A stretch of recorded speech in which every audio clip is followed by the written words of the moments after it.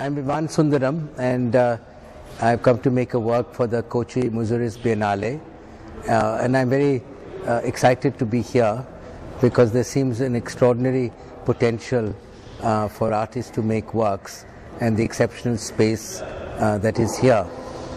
But without going into what my work is specifically about, just a short background of an artist who was a painter for over 30 years of his career.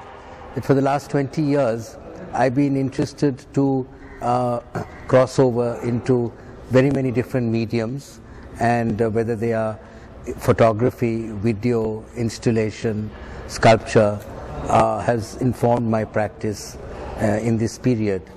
And I've also believed not in separating what would be personal, autobiographical, as well as social and political. I've also been interested in what I would say is a sense of history, and also in particular about installation art, which is located in a particular context, and therefore making a work which is based on a particular place or a situation. And I did 15 years ago a massive site-specific installation in the Victoria Memorial in Calcutta, a history project covering from the 19th century till 1947. That's the year of Indian independence. So that's one part of me, but as I said, I've worked personal histories, my history in relationship to my aunt, who was a well-known painter, Amrita Shergill, and I have done different format works based on her. So this aspect of the past, of history and memory, in a sense informs my work. And coming here to the Kochi Biennale, which also has a second name to it, and that's Muziris. So the Kochi Muziris Biennale is about a port town that disappeared sometime in the 3rd century AD, and it started about the 1st century BC. And I then, as part of an interest in journeys, in travel, in crossing seas, much of my work has, not been India based. It could have started as a kind of fantasy journeys based on 19th century travel photographs. I've been to Auschwitz and made a series based on that as a sense of landscape and journey. So coming to this point where the word Muziris, and then to look into what it is. I've been a very strong believer, just as I mentioned about the project I did in Calcutta, of engaging with historians, social scientists, different people about the theme that I want to look at, and in some way the assistance in both theoretically framing it in terms of facts, and Muziris obviously is this historical town that disappeared, and therefore the relationship between history and archaeology comes, because the digging started about 4 years ago, and the act of digging, of excavation, of that interface between history and archaeology seemed a kind of very fascinating thing.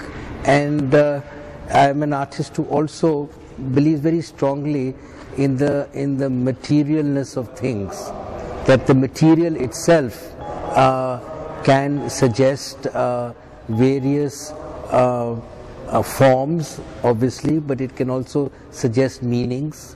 It can be evocative of a number of things.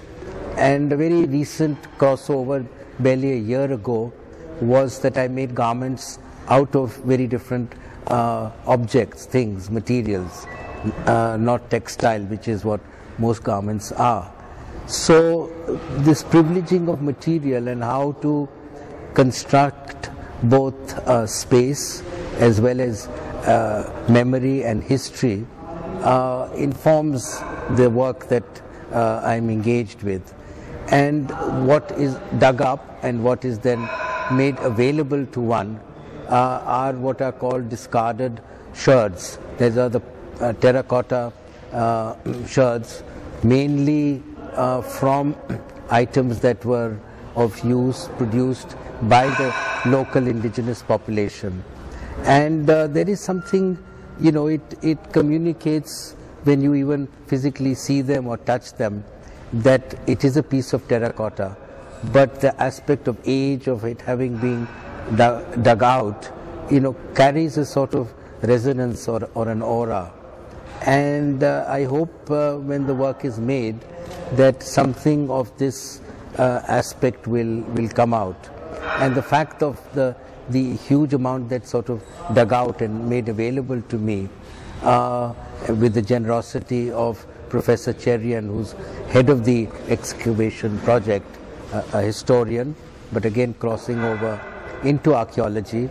And that's an interesting feature that many historians have spoken about.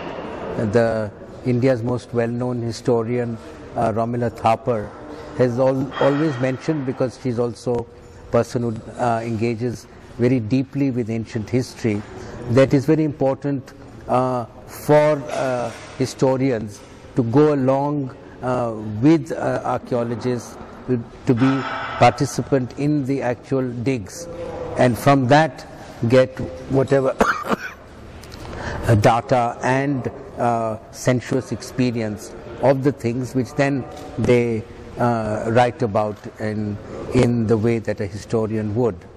And so as an artist who wants to evoke in some sense the past, but in a completely non-romantic way, in a very physical and sensuous manner, and scale and space have also interested me.